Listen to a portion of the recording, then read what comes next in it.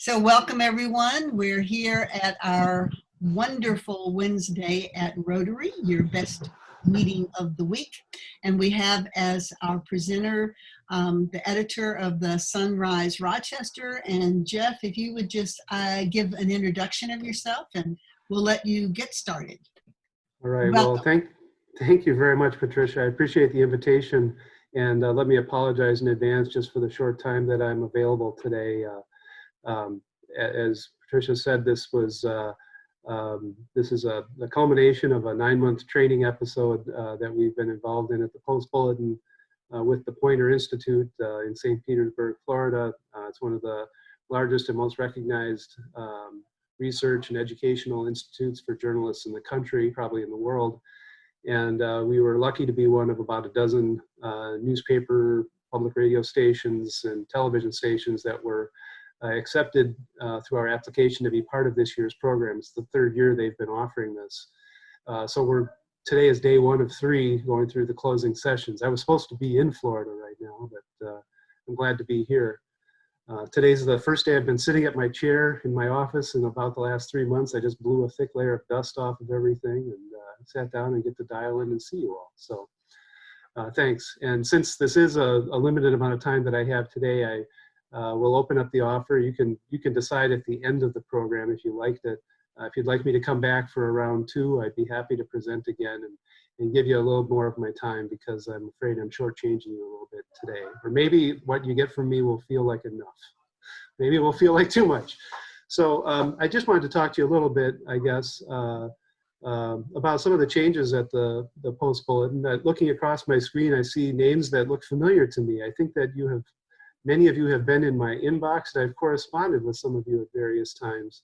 I think probably being part of a club like Rotary, you're involved in your community, and so you do get the Post Bulletin. And so I'm glad to have all you in this audience today. There's been a lot of change, as you probably well know, at the Post Bulletin just over the last year. I wasn't in my position 1 year ago, although I've been at the Post Bulletin since the beginning of 2001, January of 2001. I started as a young reporter covering the city council, and I covered the DM&E railroad issue.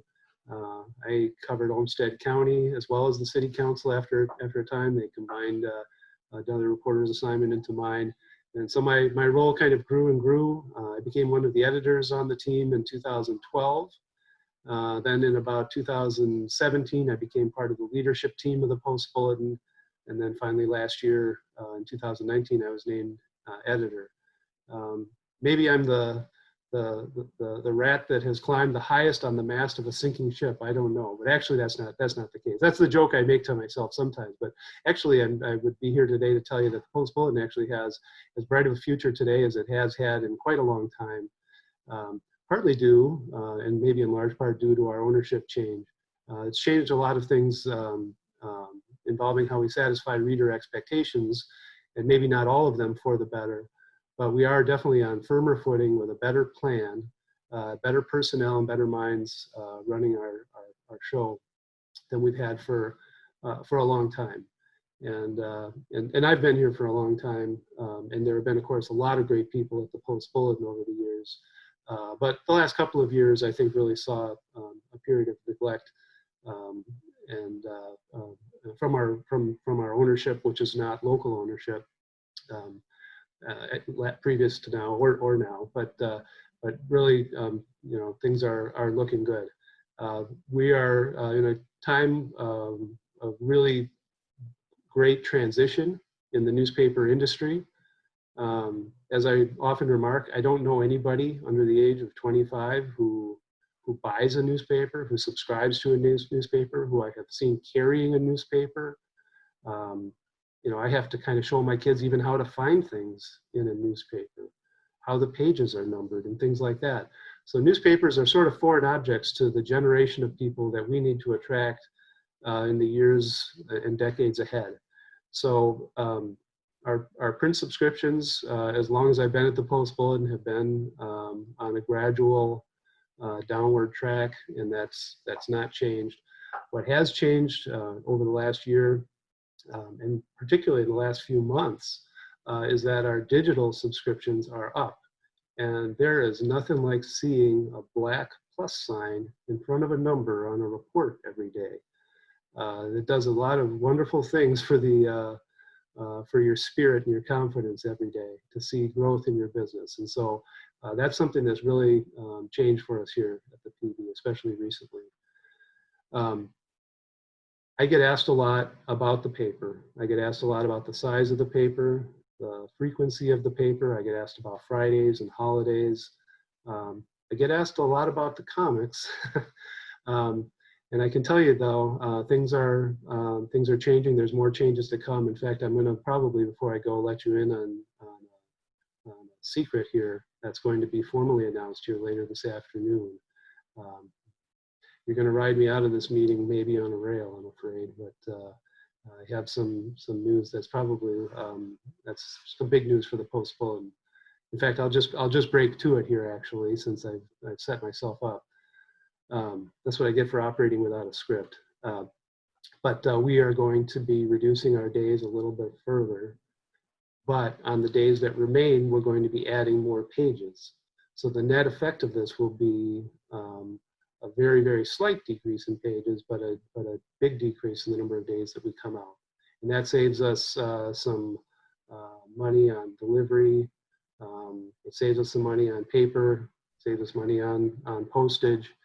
But we'll be putting out editions every day online. So we'll be a 6-day-a-week newspaper in our online form, but we will be a print paper in your physical mailbox 2 days a week is what we're moving to. And that's been taking place across all of the papers in our company, all the properties from Fargo to Duluth to Red Wing and all the other ones in between.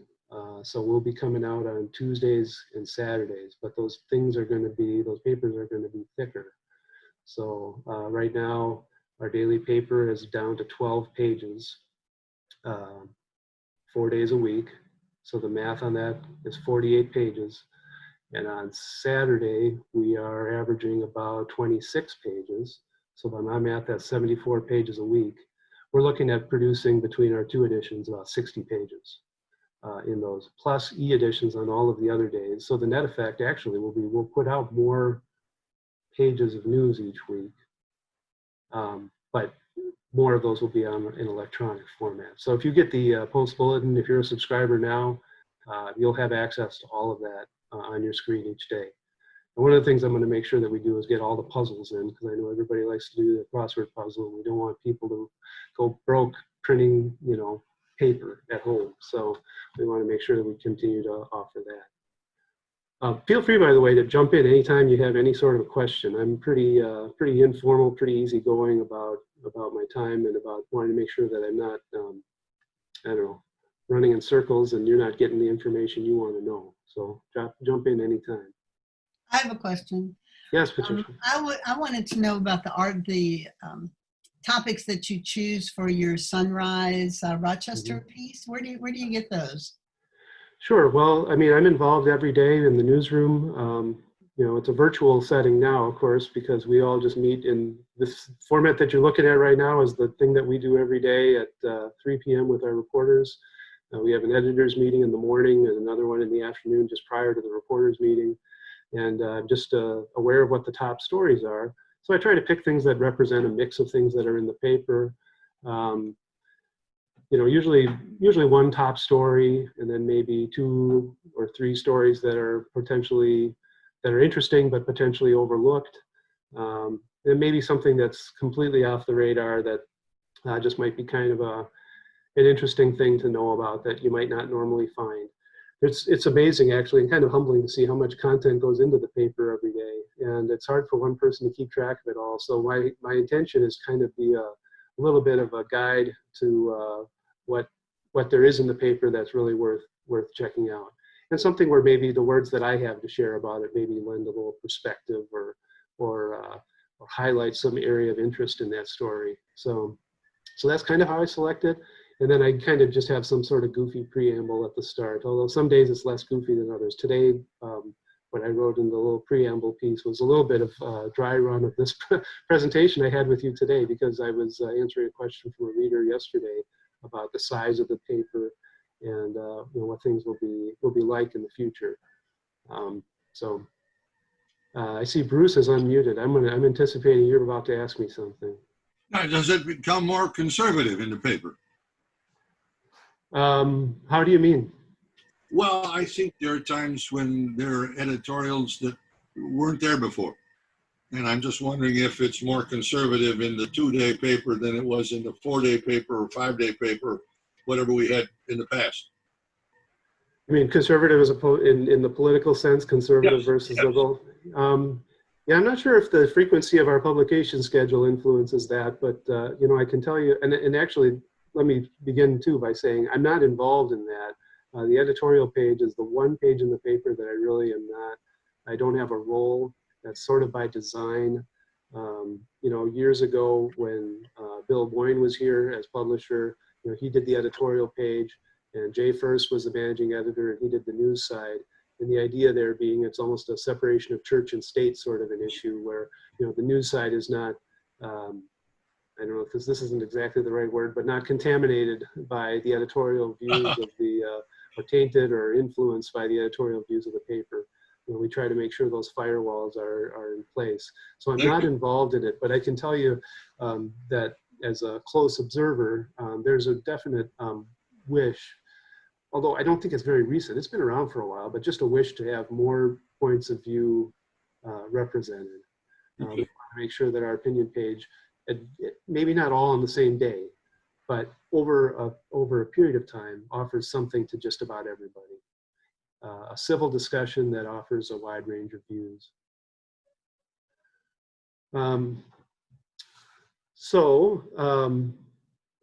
What I can tell you about where we're heading, I don't have to tell you as people who are informed and active and part of a group like this, just that the way that we get information has changed a lot. The time demands have really changed a lot. The competitive environment has changed a great deal. And coming out, at 4 or 5 o'clock in the afternoon with a paper that's in your mailbox is not necessarily how you find out, what happened today with the president, or if there was something that, big news in the world. You probably know a lot of the most important news before you ever pick up your Post Bulletin. You might look at your phone when you're in line at the supermarket waiting to check out, or if you're in your car waiting to pick somebody up, or just before breakfast or at breakfast. So we need to be kind of more available and accessible at those sorts of moments for people. People's diet of news has changed a lot, and the time competition of it has changed a lot. And we really can turn what maybe used to be a detriment to us on a print cycle and turn it to our advantage on an online cycle. We can get news on our website faster than the TV news stations can send out a truck with a camera and a reporter and pull together their story, produce it, and get it put on TV. So, we have opportunities that we haven't had before. Instead of showing you one picture of the football game, we could show you 20 pictures from the football game, plus a video of the highlights. It's kind of an exciting time to be in this business.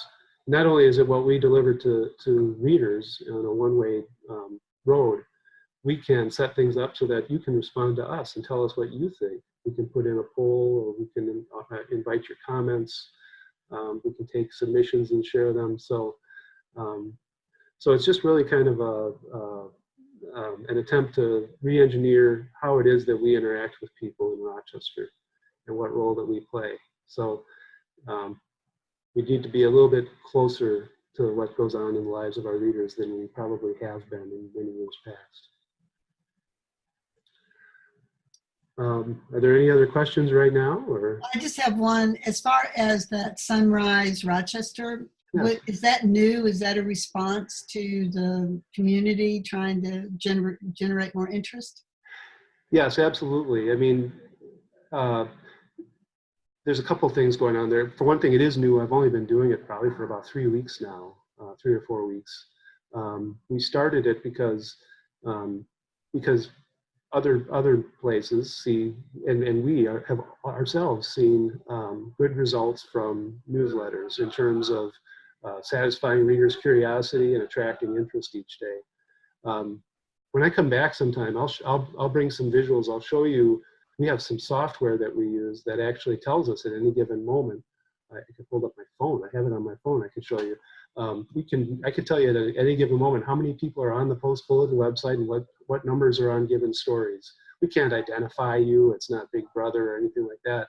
But in a wider aggregate, we can see who's reading what stories, what's the average length of time people spend on a story.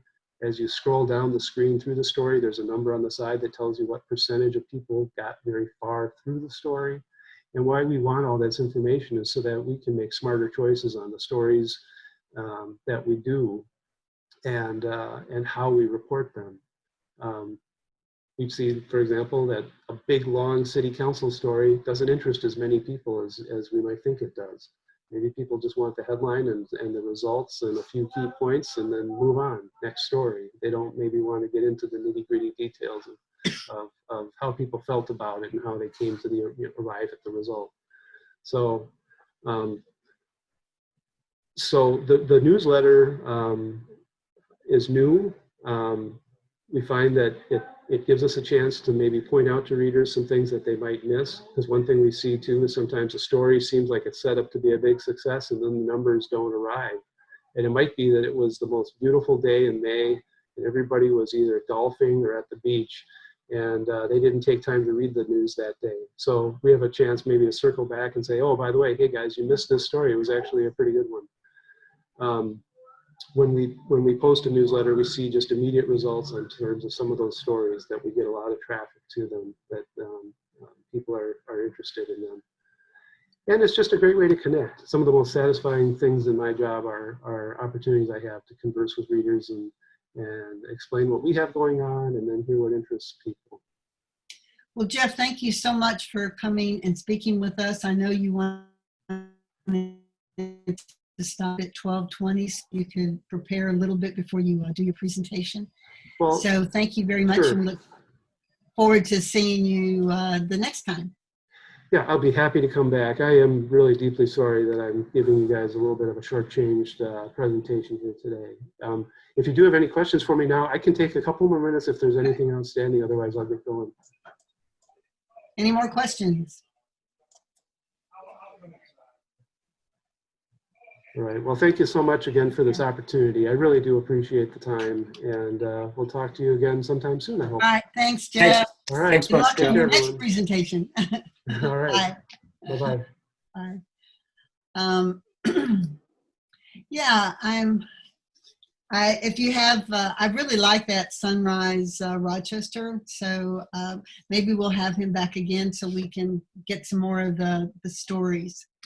I wanted to share, this is the end of our Rotary year and last really official meeting for Doug.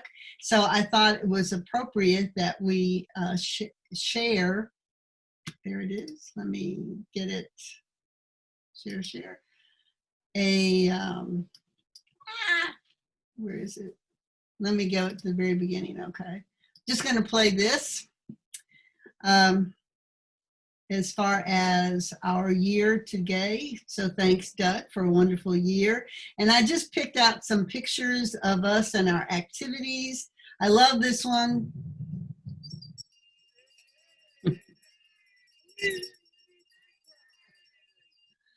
And we had a great time with our international exchange student. We had 2 people working with the district on stopping human trafficking. We gave out Paul Harris. We worked on the ethics committee with the 3 clubs. We recognized people for their membership. Had fun at meetings, dictionary project, love, 1,200 students, I think, and not only dictionaries, but the 4-way test introduction. Volunteered at the Holiday Classic and actually got $2,500 for our work. And then our wonderful community food response activity, and we actually gave the Community Food Response a 4-way test award for this year. Of course, the 3 clubs with our wonderful Strive program, we honor Students of the Month. We have Rudy Rotary Reader, the Homeless Socks Project. We had to do a fond farewell to our dear Vince. And then Doug dragged us into our Zoom time and has been very successful with our Zoom meetings. And sometimes we have more member participation and sometimes not, but I love the Zoom meetings. And all of this activity led us to receiving some recognitions last night at the 3rd annual awards recognition event. So congratulations for Doug for his leadership, for the board for their work, and for the wonderful participation of our members. We did receive these kinds of recognitions. So I'm very pleased with that. And so we wanted to say thank you for a job well done. So if you want to unmute yourself, and let's give Doug and the rest of us a big round of applause. Great Awesome. job, Doug. Thank you, Great Doug. Awesome, job. Doug. Well done. Thank you. Thank you. It was Very well quite a done. year. It was quite a year, all right.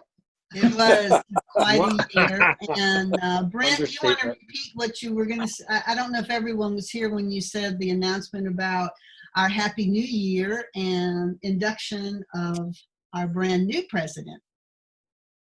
Yeah, thank you, Patricia, for bringing that up. So we'll be sending out sort of an official email invite and a few things just for people to inform if they'll be able to make it. But so we do not have a meeting next week, correct? Right. That would be right. But our next meeting, which will be our passing of the gavel meeting, will be on the 8th. And instead of meeting a Zoom meeting, I thought we would try, and this was my wife's idea, but she said, let's host the passing of the gavel meeting in person and have that here at our house for any that can come and feel comfortable to do so we can all get together in person again. So we'd like to do that here at our house. We're down by Eastwood Golf Course and have a big backyard, have a pretty good sized house. So hopefully the weather will be as beautiful as it is today. I'll show you, this is what it looks like outside my house today. Hopefully you can see that. It's pretty nice. So it was raining earlier. It was just odd, this little rainstorm that hit about 8:30 or 9 o'clock. Anyway, we'll be sending out an invite about that. We're still figuring out food, and we'll have beverages for whatever you like, whether it's alcoholic or not. And we got a lot of space in the backyard. We'll have chairs and things separate, and people can, if people want to wear a mask, and we will probably do that, just to make sure people feel safe and comfortable. And we're just going to figure out something for food that it's either going to be something like a box dinner or something like that, but something we're going to have substantial for food, but something that we can deliver, have they'll either pick up or have delivered, so things are safe that way too. So, but we're looking forward to that. Hopefully lots of people can come. The entire membership is invited, and hope that people can attend that. So that will be Wednesday, the July 8th, so 2 weeks from today, and we'll have that like at 5:30. So we'll have it after hours for any of those that are still working and don't just want to make a quick time to run somewhere. We'll probably have it over a couple hours, or as people want to stay around. So hopefully everybody can make it. Will we still have a Zoom meeting too, so that we can show people who's there that can't make it? We'll figure it. that out. Yeah, we'll figure that out. So Okay. yeah, so I'll see what we can do on that level.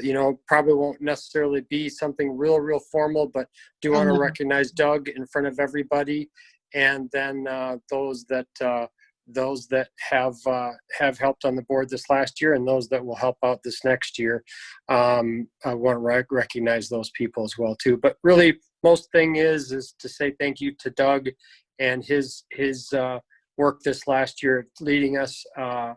I mean, probably maybe the most challenging year as a as a leader of any club like this or any organization that we could probably need to think about in our lifetimes for lots of reasons, but especially since all this stuff hit the fan basically, I guess it's been almost exactly 3 months ago.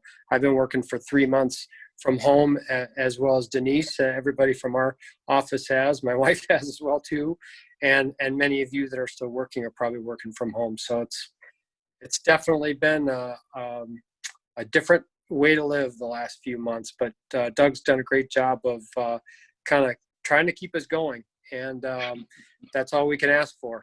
That's all we can ask for, but I really appreciate his work on that, and everybody that helped out the club this last year.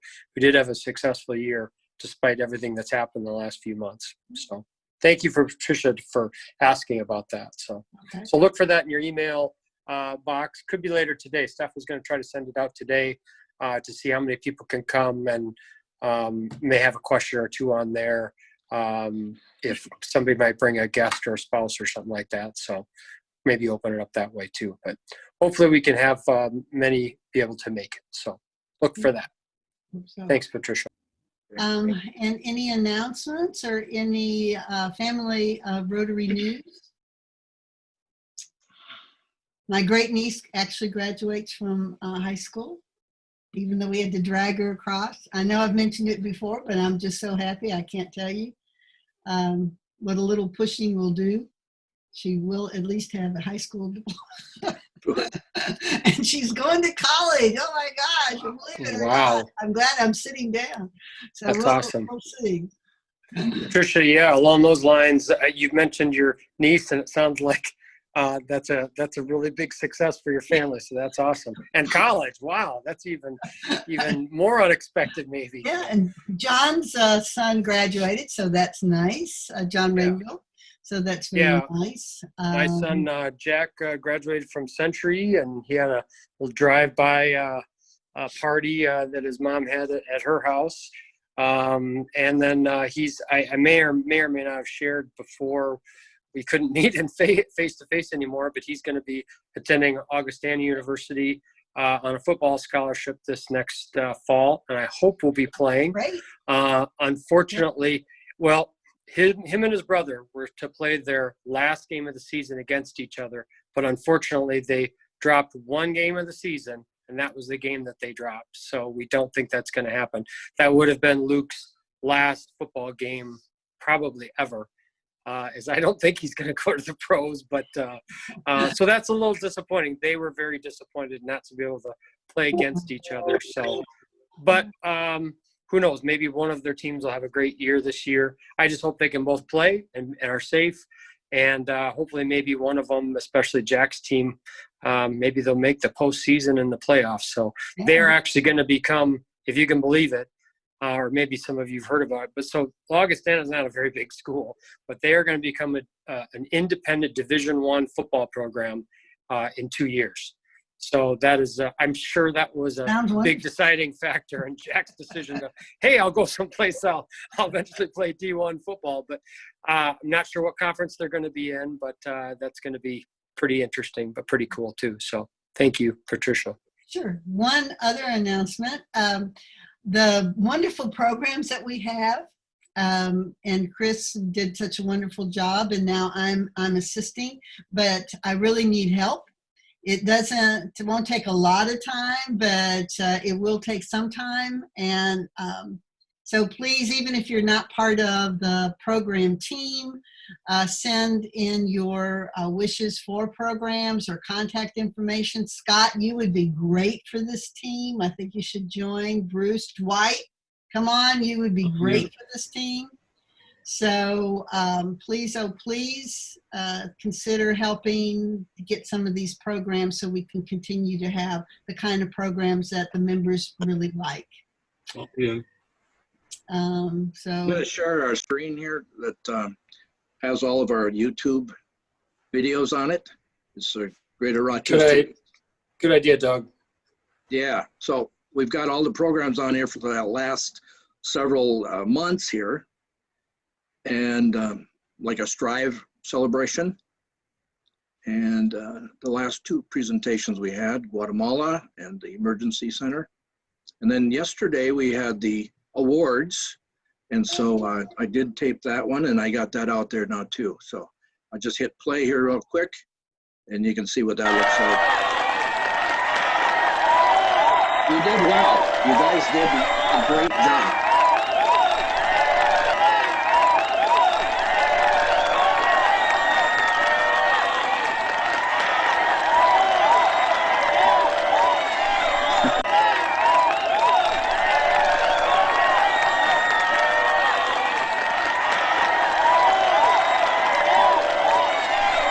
So today we'll not only be recognizing the clubs that we. That's funny. So it lasted for an hour. In Yeah. some areas, we'll also You can tell Doug has really gotten into this. That was a great intro, Doug. That's awesome. June is our fellowship month. So before the pandemic, we had talked about developing some fellowship groups among our members. And so we're going to be sending out some information. So it might be that once we get a little bit more meeting together, we can start some of these fellowship small groups of interest like golf or biking, book club, wine tasting, dinner, play, whatever the interest might be, walking. So just start thinking about what you like to do so we can get a little group going. All right. Any other messages for the good? All right, Mike. Two things. First of all, there's a reminder that we're going to have our first virtual district governor installation on June 30th, and that's at 7 o'clock. It's a Zoom meeting for Ed. It'd be nice to have a few of us on there from GRR to support that. I registered. It's only going to be about an hour, no, won't even be an hour long. It's in celebration of Paul's year and his incoming. And then second, when you talk about golf, remember there's a golf tournament scheduled for September for Rochester Rotary Clubs. And that's on this calendar now, and you'll see it on the Rochester Rotary Club's website. So that's already scheduled. Hey, Mike, Good idea. would you repeat the date and time of the installation? Tuesday, June 30, 7 p.m. Thank you. And it's right on the front page of the 5960 website. Okay. Thanks, Mike. Good idea. And I sent a little gift off to him from our club. I've got a 4-way test soccer ball. Gave him a license plate cover like I've got, because we all, DGs have vanity in their blood. And I don't know if anybody knows about Ed Merrick, but he constantly has this thing called fisherman's friend in his mouth. I don't know if you've ever had one of those lozenges, but they're nasty. They're like They'll cure anything wrong with you. Menthol things. I sent him a whole pack because he's going to be suffering from DGVD during the year. And if you don't know what that is, that's District Governor Verbal Diarrhea. So he will need all the help he can get. At least he That's won't great. have the SB, which is sore butt from driving around 20. How many miles did you drive? 20,000 or 24,000 miles? I ended up almost 28,000 miles. Yeah. Wow. Yeah. I read a lot of audiobooks. All right. Any other announcements? Dick, glad you could join us. Roger. Yes, I'm unmuted. First and foremost, Doug, thanks a mint. What a hell of a year it's been, and you got us through it digitally, and you're very skilled. So thanks a mint. My heart goes out to you. Thank you. I'm not fond of Zoom stuff, but I did Zoom the first cause-based club in Rotary was last Thursday morning, Ending Human Trafficking. You saw it maybe on the district newsletter. Ed Merrick attended. There were 275 people across the world who attended on Zoom. And it is this champion woman from Excelsior, Karen Wolkowski. Mm-hmm. And the president of RI, Mark Maloney, came on for a few minutes, affable guy for an attorney, and he chatted. And very interesting. Their club is going to meet 2 times a week, and they have 27 charter members, and they have one mission, and that is ending human trafficking. So the president of RI hopes more cause-based clubs are formed, extremely focused, you know, and I can sign up and be a quote unquote partner.